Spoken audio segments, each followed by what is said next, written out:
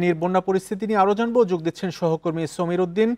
সমীর, নতুন করে কোন কোন এলাকা প্লাবিত হচ্ছে আর যারা দুর্ভোগে আছেন তারা পর্যাপ্ত ত্রাণ সহায়তা পাচ্ছেন কিনা? বান্ডেল থাকলে প্রতি সেনমানিতে টাকা বাঁচবে। বিকাশ সেনমানি বান্ডেল কিনে জিতুন প্রতি লেনদেনে। নতুন করে আসলে ফেনী সদর উপজেলা এবং ছাগলাইয়া উপজেলা আরেকটি নতুন করে যোগ হয়েছে দাগনভূঞা। এই তিনটি মিলে ফেনীর মোট 5টি উপজেলা, পরশুরাম এবং ফুলগাজী। পরশুরাম এবং ফুলগাজীর পানি ধীরে ধীরে নামতে শুরু করেছে। তবে যত পানি নামছে তত ক্ষয়ক্ষতির চিত্র তো উঠে এসেছে। মানুষের মাঝে পানি নামার খবরের স্বস্তি থাকলেও কিন্তু ভোগান্তির কিন্তু শেষ নেই। আমরা দেখেছি পথঘাট একেবারে পানিতে উপড়িয়ে গেছে। বিভিন্ন রাস্তা দিয়ে এখন গাড়ি চলাচল খুবই ব্যাহত হচ্ছে। আর যাদের বাড়ি ডুবেছে তাদের বসত ঘরে এখনো কর্দমাক্ত পানি আছে, অনেকের বাড়িতে এখনো পানি আছে। আমরা ফুলগাজীর মুন্সিরহাটের উত্তর শ্রীপুর এলাকাতে গিয়েছিলাম, সেখানে দেখেছি যে এখনো অনেকগুলো বাড়ি পানির তলে ডুবে আছে, সেখানকার মানুষ তাদের ঘরে ফিরতে পারেনি।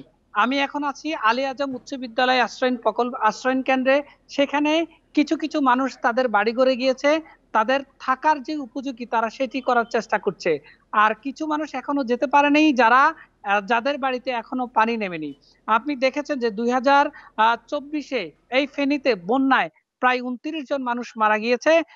সেই রকম এবারও 25-এর বন্যায় 2 জন মানুষ মারা গিয়েছে। একজন মাছ ধরতে গিয়ে আরেকজনকে বন্যার পানিতে সাপ এসে কেটে দিয়ে গেলে গত রাতে হাসপাতালে নিয়ে আসার পথে তাকে মৃত ঘোষণা করা হয়। এর বাইরে ক্ষয়ক্ষতির পরিমাণ যদি আমরা বলি যে পানি সম্পদ ক্ষেত্রে প্রায় 65 লাখ টাকার মতো ক্ষতি হয়েছে বলে প্রাথমিকভাবে আমাদেরকে তথ্য দিয়েছেন পানি সম্পদ কর্মকর্তা।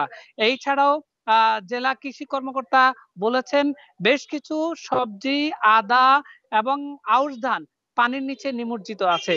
এই পানি নেমে গেলে প্রকৃত ক্ষয়ক্ষতির চিত্র কি সেটি তারা তুলে ধরতে পারবেন।